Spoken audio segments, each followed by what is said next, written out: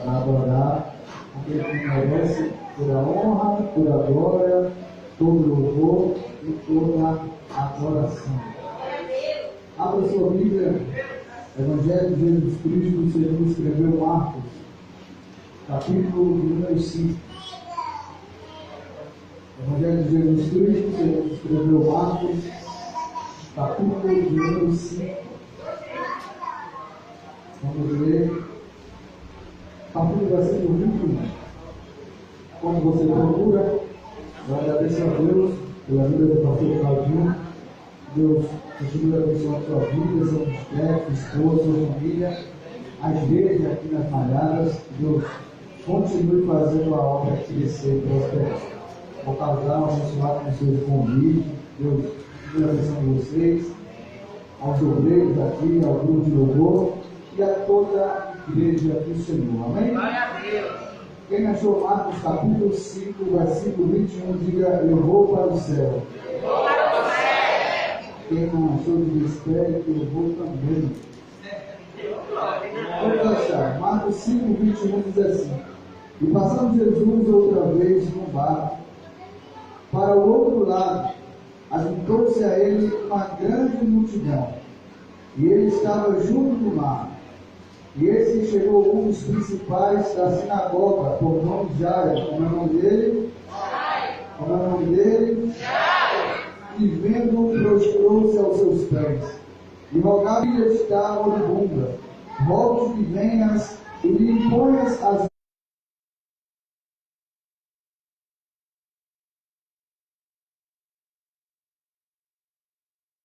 de Santa Ceia. A história diz que os soldados invadiram aquela comunidade, aquela igreja, que era numa casa, e eles espancaram o jovem Marcos. E a história diz que fizeram com que ele negasse, mas ele não negou o Senhor. Amarraram seus pés a uma carruagem romana e arrastaram por toda a rua de Alexandria. Assim o jovem Marcos foi despedaçado. Mas antes de morrer, ele proferiu as suas últimas palavras, que foi as palavras da ceia. E ele disse: fazer isso em memória de mim, até que eu venha. Repetindo as mesmas palavras do Senhor Jesus. Então Marcos, ele é um dos evangelistas que escreve o seu livro interessado para o povo romano, para os romanos. E Marcos sabia quem eram os romanos. Os romanos eram um povo extremamente perspicaz, onde quando falava dos seus guerreiros, dos seus soldados, eles, com muita alegria e com muita pujança, eles exaltavam os seus heróis de guerra, os seus soldados, os seus guerreiros, os seus gladiadores. E Marcos vai escrever o seu evangelho falando sobre a pessoa de Jesus como se fosse também um herói, mas não um herói que possuía espada, não um herói que carregava escudo, não um herói que a força estava só no seu braço de carne, mas um herói que era tão poderoso do que todos os Césares de Roma juntos. Um herói tão poderoso que era maior do que todo o Império Romano junto. O nome dele é Jesus Cristo e ele está aqui essa noite. Marcos, no capítulo 5, ele começa o capítulo 5 dizendo que os discípulos chegaram em outra parte, nas regiões de Genezaré. A história diz que no capítulo 5, para nós entender o capítulo 5 do livro de Marcos, é necessário, às vezes, usar alguns recursos. Por exemplo, todo mundo sabe que para entender um texto, um versículo, é necessário que você leia todo o contexto, toda a história. Ou até mesmo faça perguntas para o texto. Por exemplo, quando o texto diz que os discípulos chegaram, a gente pode fazer algumas perguntas para entender o texto. De onde é que os discípulos saíram? Aonde é que eles chegaram? O que foi que aconteceu nesse caminho, nesse trajeto para chegar? E nós vamos encontrar essa resposta no capítulo 4 do livro de Marcos. O meu capítulo 4 fala sobre uma ordem de Jesus para os discípulos que eles atravessassem para o outro lado. O interessante é que Jesus disse: passem para a outra banda. Mas Jesus não prometeu que a viagem seria tranquila. Jesus não disse que a viagem não seria só flores. Jesus não disse que a viagem não teria tempestades, não teria tribulações. Mas Jesus disse: passem para o outro lado. Jesus está dando a certeza que eles vão passar para o outro lado, independente da circunstância, independente da trajetória, independente do que aconteça no caminho. Eu já quero liberar uma palavra de Deus para nós esta noite. Independente das circunstâncias, independente do que venha acontecer, Jesus já disse que nós vamos chegar do outro lado, a igreja vai chegar do outro lado, você vai chegar do outro lado. Marcos vai falar sobre o poder de Jesus no seu livro. Ele vai falar pelo menos sobre 5 áreas do poder de Deus. Ele vai falar sobre o poder de Jesus sobre as enfermidades. Jesus é tão poderoso que as enfermidades não podem se conter e não podem resistir diante dele. Ele é aquele que expulsa as enfermidades, ele é aquele que cura os enfermos. E eu poderia citar aqui um monte de gente que encontrou com Jesus e foi curado imediatamente. Mas Jesus não tem poder só sobre as enfermidades. Marcos vai falar que Jesus tem poder também sobre o pecado. E é interessante porque falar sobre isso, eu encontro que a ciência ela tem se desenvolvido, ela tem se expandido. Hoje eu olhei uma matéria na TV, vi um médico falando sobre uma cirurgia que fez no moço, tirando o coração de um animal e colocando no outro, e ele estava vivo. Ele era explicando, falou que era possível colocar um coração artificial no camarada e ele sobreviver. Mas escuta, a ciência com toda a sua evolução, com toda a sua sabedoria, não encontrou ainda uma resolução para perdoar os pecados da humanidade. Ela não encontrou uma cura que perdoe os pecados das pessoas, mas no sangue da cruz, no sangue vertido na cruz, tem perdão para os pecados, tem perdão para os piores pecadores. Marcos vai falar sobre o poder de Jesus, sobre a força da natureza. Nem mesmo as leis que regem a força da natureza é capaz de parar o Senhor Jesus. Ele anda por cima das águas, mesmo que seja como anda pela terra seca. Ele caminha por sobre as águas turbulentas do mar da Galileia, como se fosse um chão de areia da Palestina. Ele levanta 5 pãezinhos e 2 peixes para cima e alimenta uma grande multidão. Ele é aquele que é capaz de vencer as forças da natureza. E Marcos vai falar ainda sobre o poder de Jesus sobre a morte. Talvez para o ser humano a última saída, aquilo que não tem solução, aquilo que é o maior inimigo da humanidade hoje seja a morte. Porque infelizmente, se a morte bater na nossa porta, infelizmente é o último dia, é a última saída, é a última conversa. Mas eu lhes digo essa noite que nem a morte é capaz de parar o Senhor Jesus. Porque diante do túmulo de Lázaro, depois de 4 dias, mandou tirar a pedra e ele deu um grito dizendo: Lázaro, vem para fora! E o morto ressuscitou. No domingo de manhã, as pessoas colocaram um lacre, uma pedra no seu sepulcro, colocaram uma turma de soldados e quando as mulheres vieram embalsamar o corpo, estava um anjo na porta do sepulcro dizendo: por que buscais mulheres aquele que vive? Ele não está mais aqui, ele já ressuscitou e ele está aqui essa noite. A sua presença está aqui essa noite, a sua glória está aqui essa noite. Na passagem que nós lemos é interessante porque Jesus vai ficar conhecido pelos seus milagres. E na cidade de Cafarnaum, onde acontece esse milagre, é uma cidade onde ele escolhe para que o seu quartel-general, para que boa parte dos seus 3 anos e meio de ministério aconteça na cidade de Cafarnaum. A cidade de Cafarnaum era uma cidade destacada no ministério de Jesus. É lá que Jesus fixa morada. É lá na casa de Pedro que boa parte dos sermões e dos milagres acontecem. A história diz que os homens trazem um paralítico, trazido por 4 amigos, descem sobre o telhado e Jesus cura ele. É em Cafarnaum também que Jesus entra na casa de Pedro e a sua sogra estava enferma e Jesus curou a sogra de Pedro. É em Cafarnaum que Jesus entra na coletoria, onde estava Levi, e ele diz: vem Levi, vem e me segue. É em Cafarnaum que que Jesus entra e encontra um centurião, um homem que tinha responsabilidade sobre 100 soldados, e Jesus cura o cérebro daquele centurião. Em Cafarnaum que morava boa parte dos discípulos do Senhor, e aí em Cafarnaum que havia uma das principais sinagogas da época, a qual era dirigida por este homem chamado Jairo. Jairo, ele é um homem importante da cidade. Jairo, ele é uma figura pública da cidade. Ele é o representante da lei, ele é o representante de Moisés naquele lugar. Ele é a pessoa talvez a mais importante, uma pessoa rica, uma pessoa estruturada, uma pessoa de família, uma pessoa muito conhecida. Mas a história diz que na casa de Jairo havia um problema com a sua filha. E é interessante porque na sinagoga, a igreja onde Jairo cultuava, estava tudo bem, nas mil maravilhas, mas na sua casa não estava tudo bem. Na sua casa havia um problema.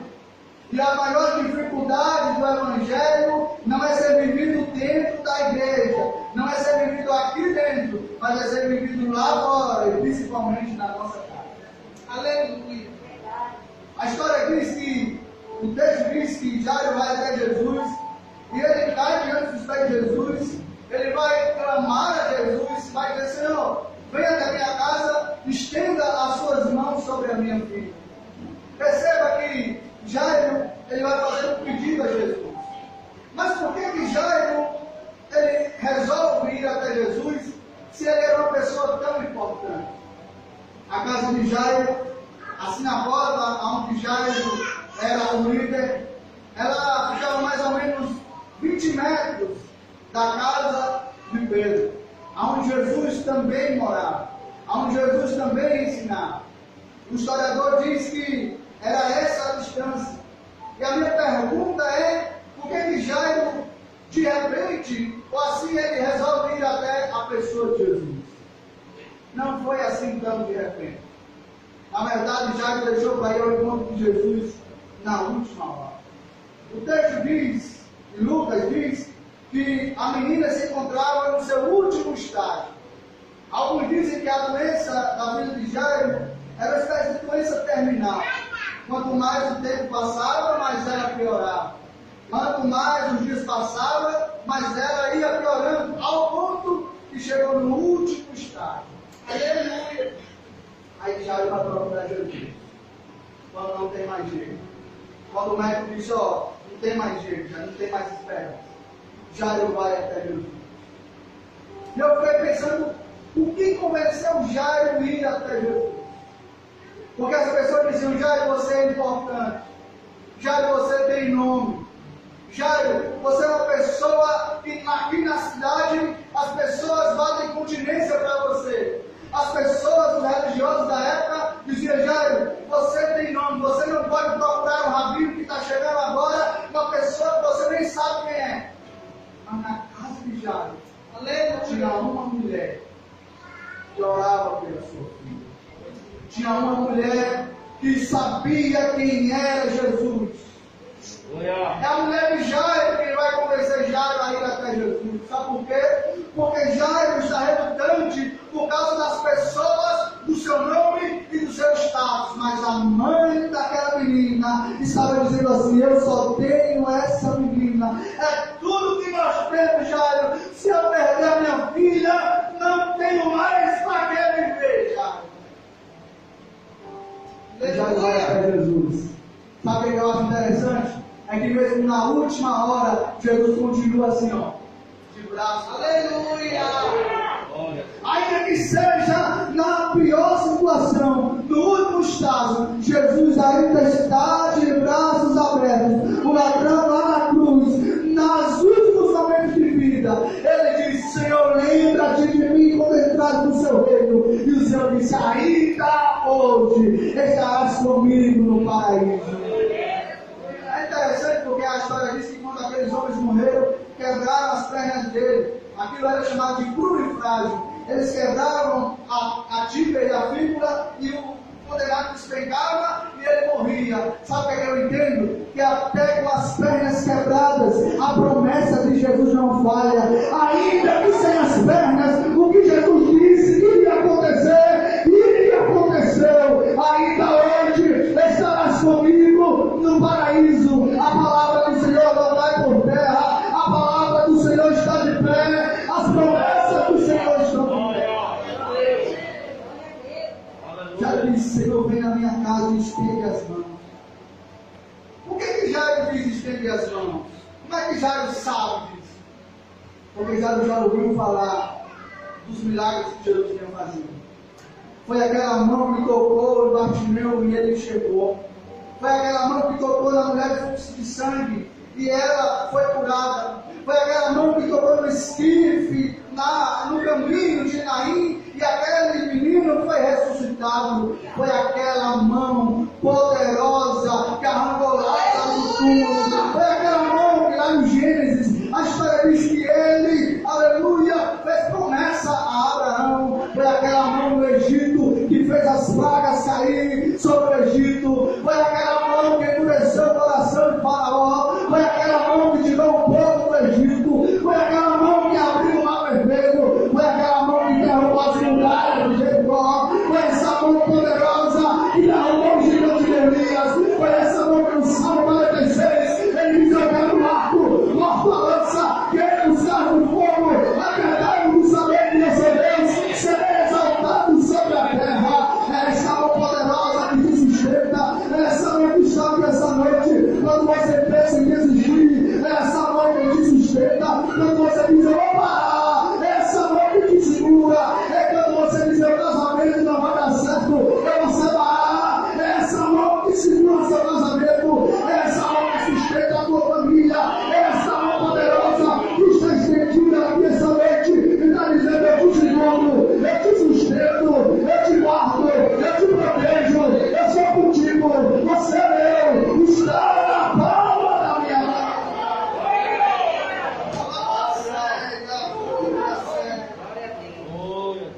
Essa mão poderosa, quero que o Senhor venha na minha casa e estende a mão.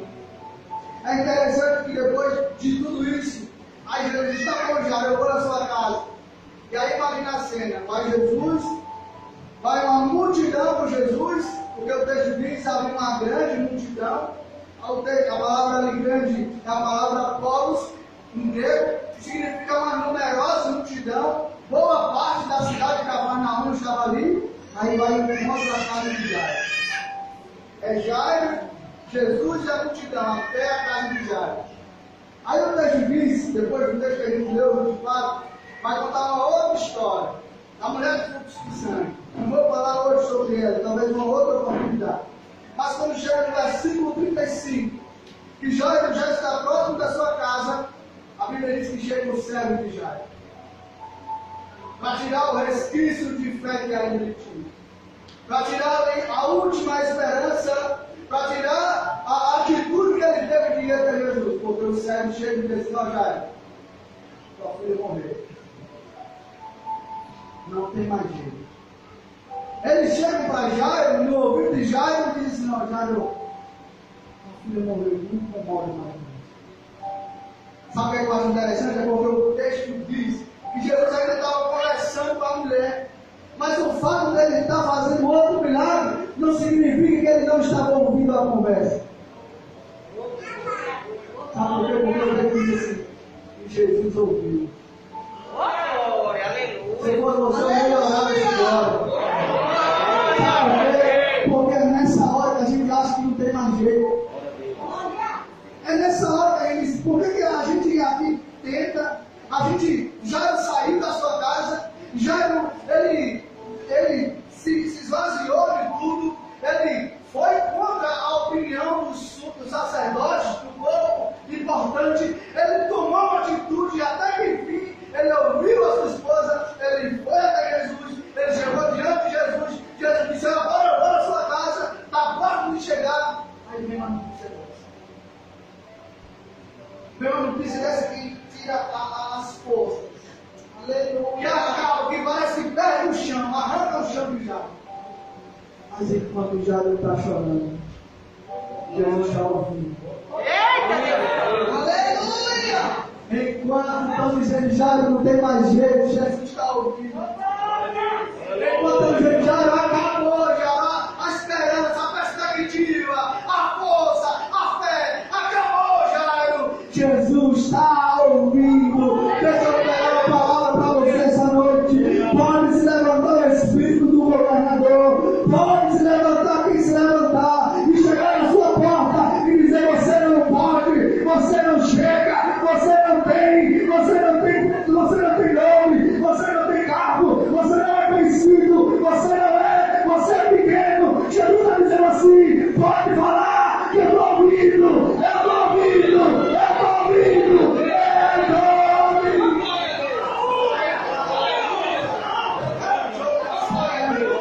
Deixa falar, deixa eles comentar, deixa eles te dar a esperança, que vai chegar com a esperança, Jesus, que vai chegar com a força, Jesus, que vai chegar com a vida, Jesus, que vai chegar com a solução, Jesus, que vai resolver aquilo, é Jesus. Pode dizer que vai dar certo, pode dizer, aleluia, que é pequeno o projeto, mas está na mão de Jesus. Jesus já ouviu, Jesus já ouviu.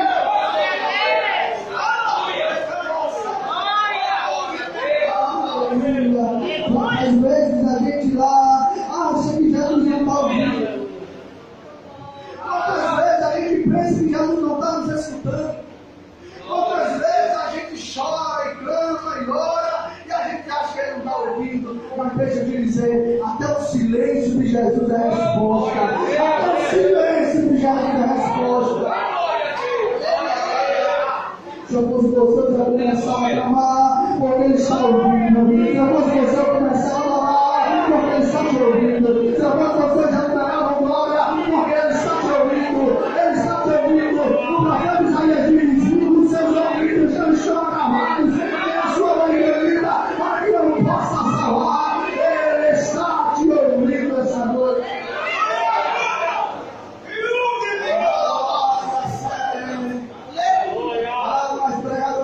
É difícil, a causa é grande, maior é Jesus. A causa é grande, mas o meu Deus é maior. O problema é grande, mas ele é mais grande. A dificuldade é tremenda, mas ele é maior. Aleluia. Sabe o que vai acontecer agora? Jesus vai mudar a situação. É aqui que Jesus vai começar a tomar a frente da situação. Porque, como eu disse, vinha Jairo na frente, vinha Jesus atrás e a multidão. Aí Jesus vai começar a trabalhar e vai inverter as coisas. Jesus disse: Jairo para trás, aqui Jairo, um pouquinho para trás. Aí ele diz: ó, primeiro recado. Jesus diz: não vai todo mundo. Jesus não deixa todo mundo. E sabe por quê? Porque não é todo mundo que está preparado para viver o tempo de milagres.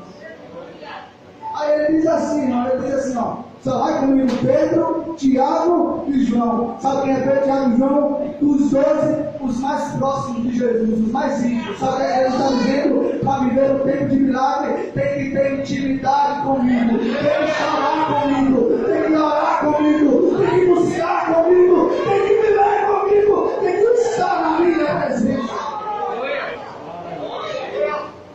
Só que a gente está no glória no final.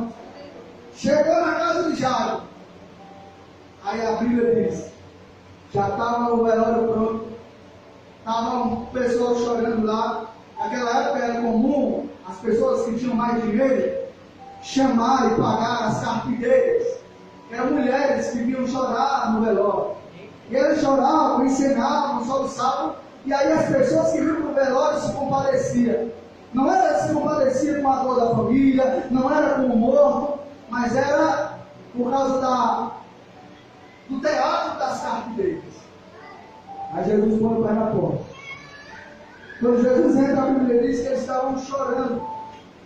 Aí Jesus vai dizer um negócio aqui que é meio estranho. Parece algo bobo. Mas Jesus vai fazer algo para desmascarar aquele teatro.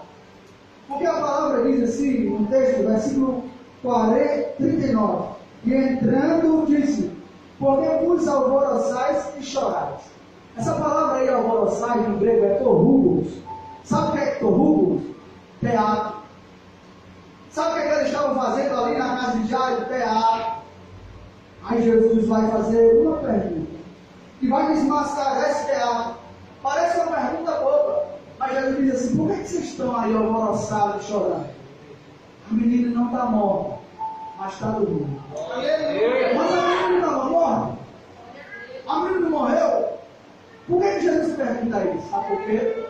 desmascarar aqueles que estão fazendo teatro. Sabe por quê? Porque o texto diz que no 39 eles estavam chorando e fazendo teatro, no alvoroço. Mas no 40, a Bíblia diz que eles começaram a rir. Lucas diz que eles começaram a zombar. Como é que pode? Se você está chorando, se compadecendo, aí de repente você muda e agora já está zombando, já está rindo. Mas deixa eu me dar uma palavra. Jesus vai colocar para fora os zombadores. Não vai viver o milagre dos zombadores. Esse negócio de teatro, Jesus vai acabar dentro da igreja. Aqui só fica quem é de verdade. Eu quero segredo para você agora. A Bíblia diz que Jesus chama Pedro, Tiago, João, o pai e a mãe da menina. Diz assim, a mãe da menina. Está falando? A mãe da menina. Por que Jesus só deixa entrar a mãe? Sabe por quê? Porque era a única pessoa que dava a luz de verdade. O zombador, Jesus vai ficar de fora. Para quem estava zombando ali, Jesus vai ficar de fora. Mas para quem é de verdade, vai viver o milagre. Sabe por quê? Porque o corpo de Jesus vai samaritana. Ela disse, Senhor, aonde é que eu adoro? Aí Jesus disse que adorar. Então o dia é hoje. Agora tem um negócio. Eu procuro os verdadeiros adoradores. O que adora? É Espírito e é verdade. Aonde tem adorador, levante a mão.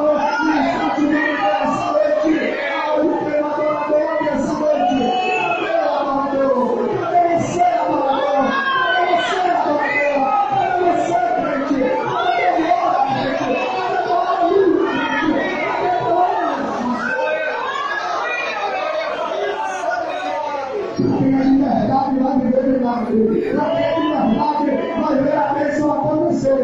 Para quem é de verdade, as promessas vão se cumprir. Para quem é de verdade, para quem é de verdade, para quem não está de teatro, para quem não está de fingimento, para quem não está, aleluia, a igreja está perdendo tempo, mas está em verdadeira adoração. Aleluia!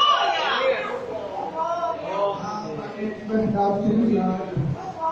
Aqueles de verdade tem cura, tem libertação.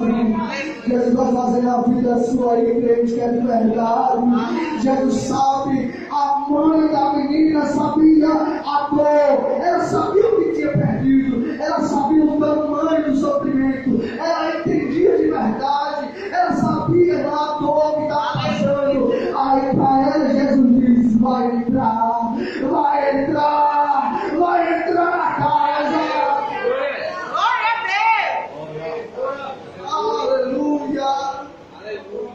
Sabe o que Jesus vai fazer? Lembra que já diz, estende a mão, né? Aí o texto diz assim, Jesus tocando. Aleluia! Estender a mão é diferente, é de longe. Tocar é de frente. Tocar é sentir. Tocar é viver. Aleluia! Jesus está dizendo assim, eu estou junto com essa família. Eu estou junto com os teus sonhos. Eu estou junto com o teu ministério. Eu estou junto.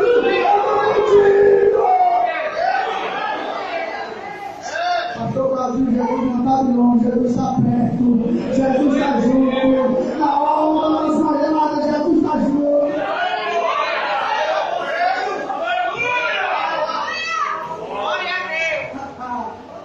Jesus vai falar umas palavras agora, né? Menos três, mas não é o nome da menina que Jesus vai dizer. Jesus vai dizer assim, Talita cum. Essa expressão está assim, e está escrita assim, porque essa palavra não é em grego, essa palavra é em aramaico. Significa menina, levante. Por que Jesus fala em aramaico?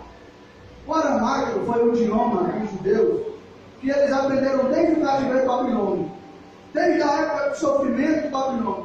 Foi um sofrimento doloroso.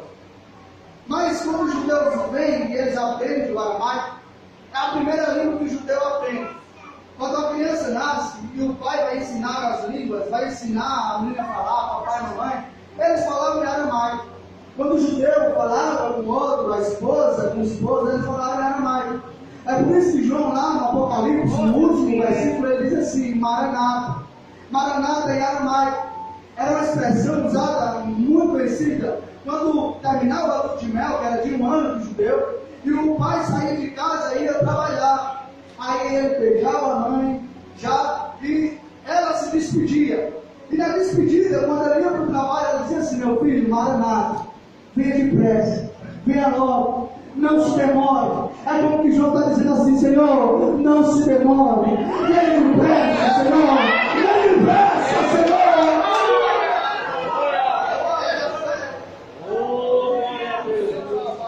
Jesus fala na língua da menina.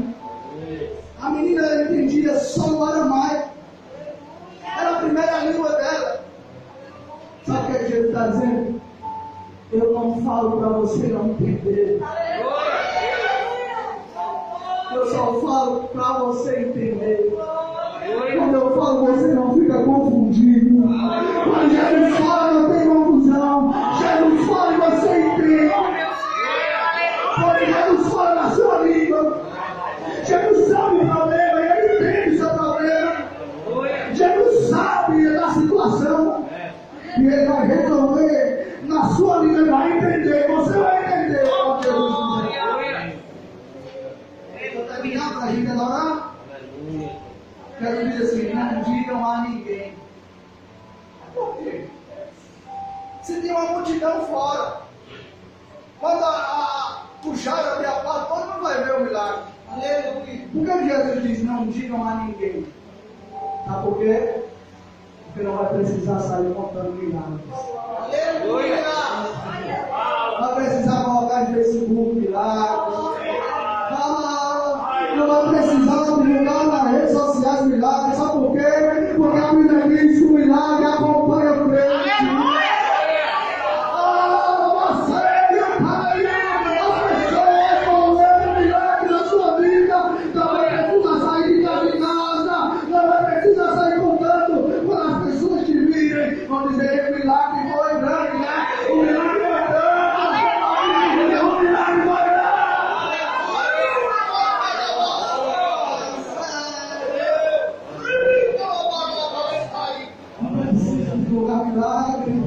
Milagre não precisa de divulgação. O próprio milagre já é o maior marketing do crente. Aleluia. Você fica de pé, já vou encerrar. Encerrar agora. Tiver uma pessoa para cantar. Glória a Deus. Glória a Deus. Pessoal.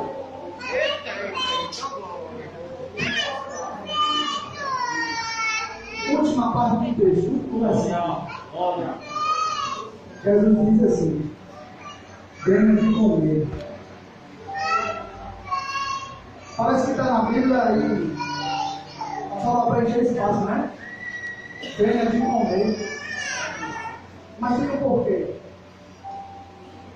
Jesus diz: faz um milagre. Aí diz: não digam a ninguém. Depois ele diz: venha de comer. Sabe o que Jesus está dizendo? Jesus está dizendo assim: ó, alimenta o milagre. Alimenta o milagre. Cuida do milagre. Para de ficar cuidando da vida dos outros, irmão. Cuida do que você está fazendo na tua vida. Para de ficar cuidando que Jesus está levantando a cantora, o pregador, a pregadora. Sempre cuida do milagre que Jesus vai fazer na tua vida. Alimenta o teu milagre. É Jesus vai fazer na sua vida.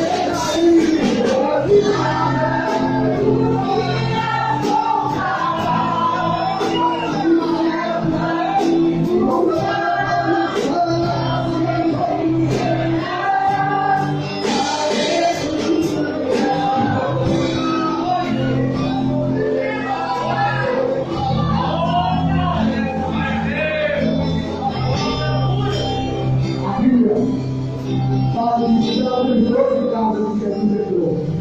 Jesus entrou na casa de Pedro, Jesus entrou na casa de Jairo, Jesus entrou na casa de Zaqueu, Jesus entrou em muitas casas, mas teve uma casa que Jesus entrou e Jesus não foi bem recebido. Só teve uma casa na Bíblia que Jesus entrou e espancaram ele, bateram nele, não receberam ele. A casa que Jesus entrou foi a casa de Caifás. Em Lucas 22, 64, a Bíblia diz que Jesus entrou na casa de Caifás amordaçado, preso. Os soldados colocaram um saco na sua cabeça e espancaram ele, tiravam o saco e diziam: profetiza Cristo. Qual foi o soldado que te acertou? Da casa de Caifás condenaram ele, da casa de Caifás cuspiram nele, da casa de Caifás não deram água para ele, não deram pão, da casa de Caifás deram chibatadas, da casa de Caifás julgaram ele, condenaram ele, massacraram ele. Mas eu vim essa noite dizer: aqui não é casa de Caifás, aqui Jesus quer libertar.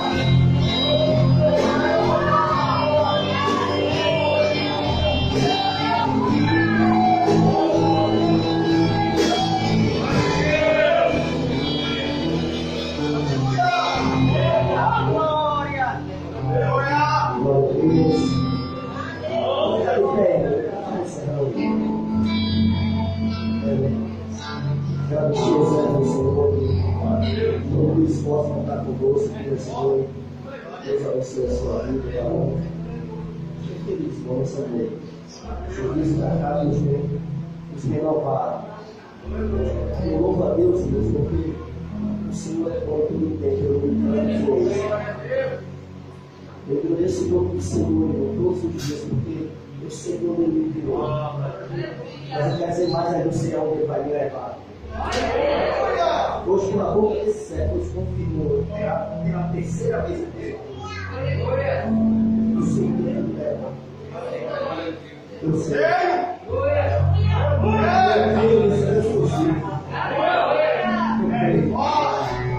Louvado seja o nome do Senhor. Querido seja o nosso Deus. E todo jeito vamos. De todo dia agradecendo. Quero que se pegue.